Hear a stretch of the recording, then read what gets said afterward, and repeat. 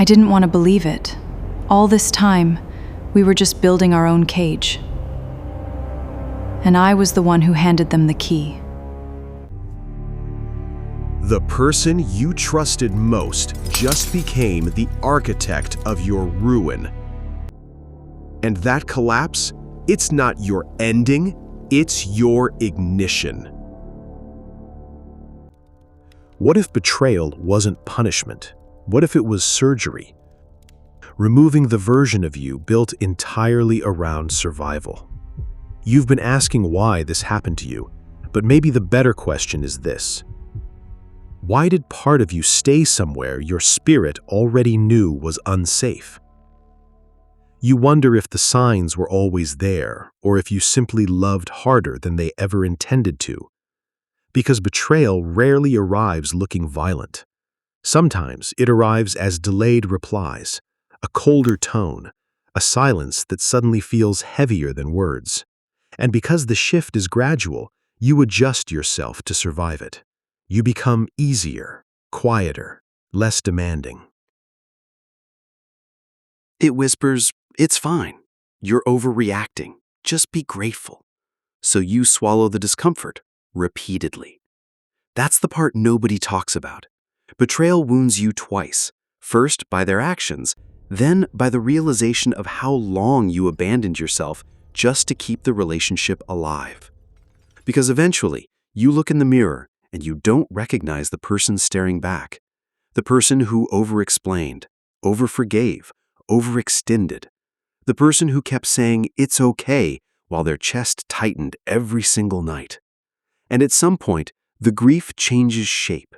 You're no longer grieving the person, you're grieving the version of yourself that disappeared trying to keep them.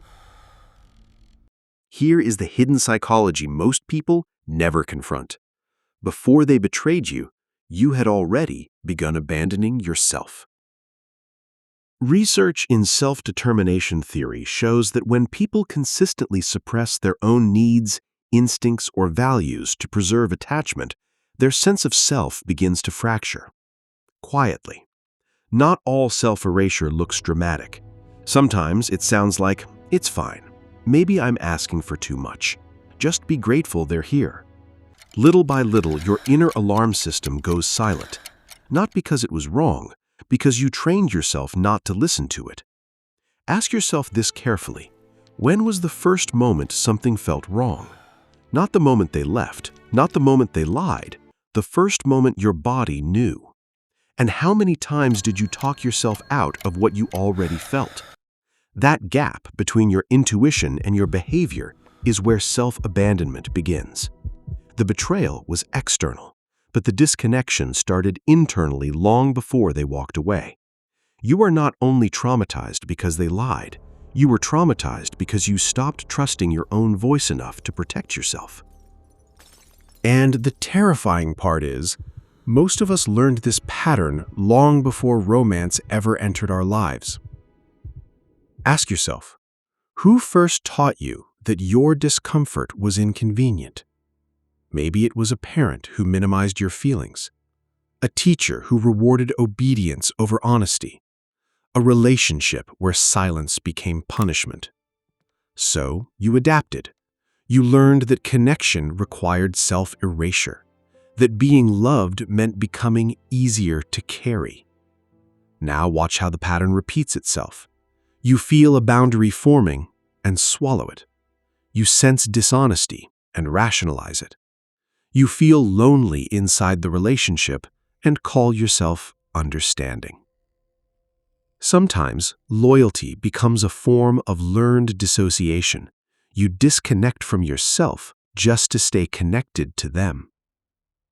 That is why betrayal feels so psychologically devastating, because it doesn't only expose who they were, it exposes the places where you kept negotiating against your own spirit.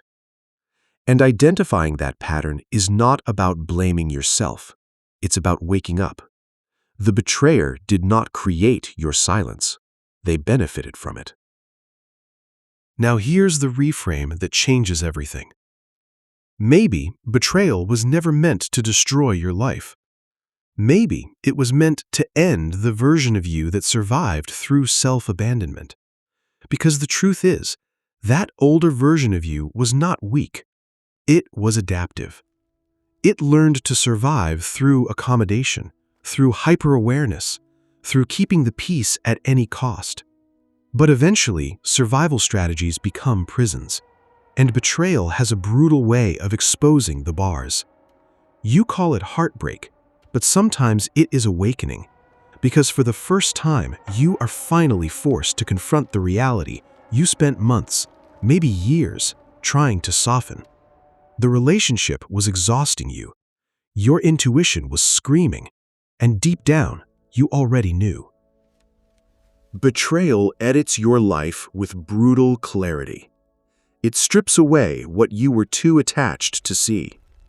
That your love could heal someone unwilling to change. That your suffering proved loyalty. That ignoring your own pain meant maturity. You didn't lose a soulmate. You lost a fantasy that required your self-respect as payment.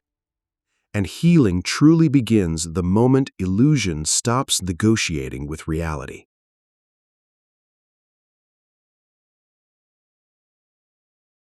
Not every loss is a tragedy. Some losses are evacuations. Some endings arrive to remove you from identities that were slowly suffocating you. And this is where people misunderstand spiritual awakening. This is not emotional numbness, and it is not transcendence. It is honesty. What hurt you, what you accepted, what you disguised as love just to endure it. Betrayal doesn't make you someone else. It pulls you back to yourself, not to the exhausted version of you begging to be chosen, to yourself, the self beneath survival.